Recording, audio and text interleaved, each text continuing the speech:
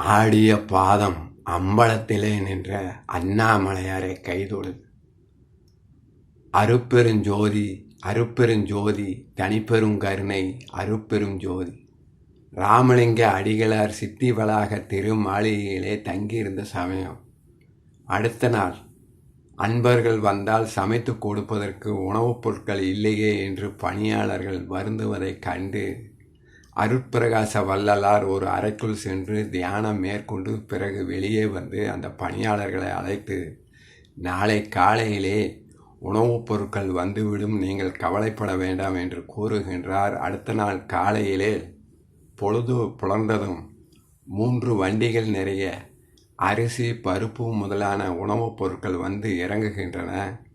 பணியாளர்கள் வியந்து போய் அந்த 3 வண்டிகளை கொண்டு வந்த அருளாளரை பார்த்து, நீங்கள் யார், எங்கிருந்து வருகின்றீர்கள் என்று கேட்டபோது, நான் அருகிலே திருத்துறையிலிருந்து வருகின்றேன். நேற்று இரவு எனது கனவிலே அருட்பிரகாச வள்ளலார் வந்து உணவுப் பொருட்கள் வேண்டும் என்று கேட்க, அந்த மகானின் அந்த அருளாளரின் திருவாக்கின்படியே உணவுப் பண்டங்களை கொண்டு வந்தேன் என்று அந்த அருளாளர் கூறியதை கேட்ட நமது பணியாளர்கள் வியப்பின் எல்லைக்கே சென்று அருட்பிரகாச வள்ளலாரின் மகிமையை போற்றுகின்றார்கள். மேலும் அருட்பிரகாச வள்ளலார் சித்தி வளாக திருமாளிகையிலே தொடர்ந்து தங்கி இருந்த சமயம் அருகிலே இருந்த ஒரு ஓடையின் நீர் பெரிதும் பயன்பட்டு வந்தது. அந்த ஓடையின் நீரை எடுத்து வள்ளலாரின் அன்பர்கள் அங்கே இருந்த செடிகளுக்கு நீர் பாய்ச்சுவார்கள். மேலும் வெளியூரிலிருந்து வருகின்ற அருளாளர்களும் அன்பர்களும் நீராடுவதற்கு அந்த ஓடையின் நீர் பெரிதும் பயன்பட்டு வந்தது.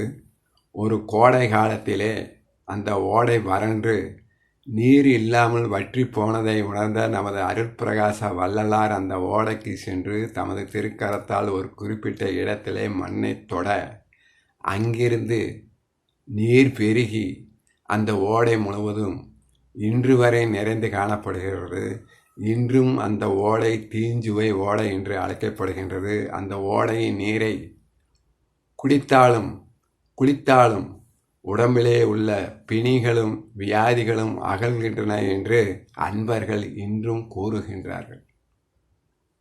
ஒரு சமயம் வணிகர் ஒருவர் அருட்பிரகாச வள்ளலாரை பார்த்து, நீங்கள் தான் இரும்பை பொன்னாக்கும் வித்தையை அறிந்தவர் ஆயிற்றே, இந்த சொம்பை பொன்னாக்கி காட்டுங்கள் என்று ஒரு சொம்பை கொடுக்கின்றார். அந்த சொம்பை வாங்கி வள்ளலார் அவர்கள் மறுபடியும் அந்த வணிகர் இடத்திலே கொடுக்க அந்த சொம்பானது தங்க சொம்பாக மாறிவிடுகின்றது. பிறகு அந்த தங்க சொம்பை வாங்கி அருகிலே இருந்த கிணற்றிலே வீசி விடுகின்றார் நமது அருட்பிரகாச வள்ளலார். ஆசைப்பட்டவனுக்கு, இச்சை உடையவனுக்கு இந்த கலை பலிக்காது என்று அந்த வணிகரின் மனக்கண்ணை நமது அருளாளர் திறந்துவிட, வணிகர் தமது தவறை உணர்ந்து அருட்பிரகாச வள்ளலாரை போற்றுகின்றார். தில்லையிலே ஒவ்வொரு தடவையும் நடக்கின்ற ஆணி திருமஞ்சன விழாவிற்கு வள்ளலார் செல்வது வழக்கம். அவ்வாறு ஒரு தடவை ஆணி திருமஞ்சன திருவிழாவும் வருகின்றது. அந்த தர்மசாலையிலே நமது வள்ளலார் அவர்கள் தங்கி இருக்கின்றார். ஒன்றும் தெரியாதது போல் தங்கி இருக்கின்றார். கூட இருந்த அன்பர்கள், வள்ளலார் வரவில்லை என்றால் பரவாயில்லை, நாம் செல்லுவோம் என்று சில அன்பர்கள் சென்று விடுகின்றார்கள். பல அன்பர்கள் வருவது வரட்டும் என்று வள்ளலார் கூடவே தங்கி விடுகின்றார்கள். அந்த ஆணி திருமஞ்சன திருநாளும் வருகின்றது.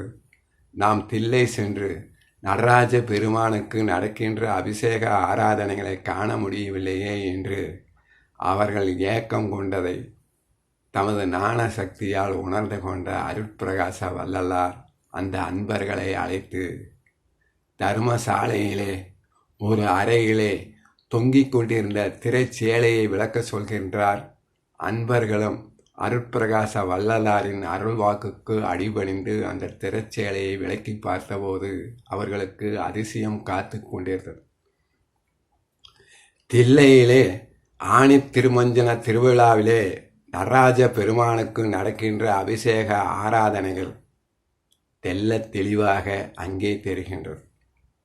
தமது தவறை உணர்ந்து அருட்பிரகாச வள்ளலாரின் பாதம் பணிந்து வள்ளலாரை போற்றுகின்றார்கள் அந்த அருளாளர்கள். சில அன்பர்கள் அருட்பிரகாச வள்ளலாரை படம் பிடித்து பொக்கிஷமாக பாதுகாக்க வேண்டும் என்று புகழ்பெற்ற புகைப்பட கலைஞரை சென்னையிலிருந்து அழைத்து வந்து அருட்பிரகாச வள்ளலாரின் விருப்பத்திற்கு மாறாக அருட்பிரகாச வள்ளலாரை பல கோணங்களிலே புகைப்படம் எடுத்து அந்த புகைப்படங்களை எல்லாம் ஒன்றாக்கி பிரிண்ட் செய்து பார்த்தபோது அருட்பிரகாச வள்ளலாரின் வெண்ணிற ஆடை மட்டுமே தெரிகின்றது. அவரது உருவப்படம் அங்கே இல்லை. ஒளியை மற்றொரு ஒளியால் உள்வாங்க முடியுமா? அருட்பெருஞ்சோதி அருட்பெருஞ்சோதி தனிப்பெருங்கருணை அருட்பெருஞ்சோதி அருட்பெருஞ்சோதியாகிய ஜோதியாக நின்ற நமது அருட்பிரகாச வள்ளலாரின் மகிமையை உணர்ந்து தமது தவறை உணர்ந்து அருட்பிரகாச வள்ளலாரை போற்றினார்கள் அந்த அன்பர்கள். அருட்பெருஞ்சோதி அருட்பெருஞ்சோதி தனிப்பெருங்கருணை அருட்பெருஞ்சோதி. ஓம் நமச்சிவாய். ஆடி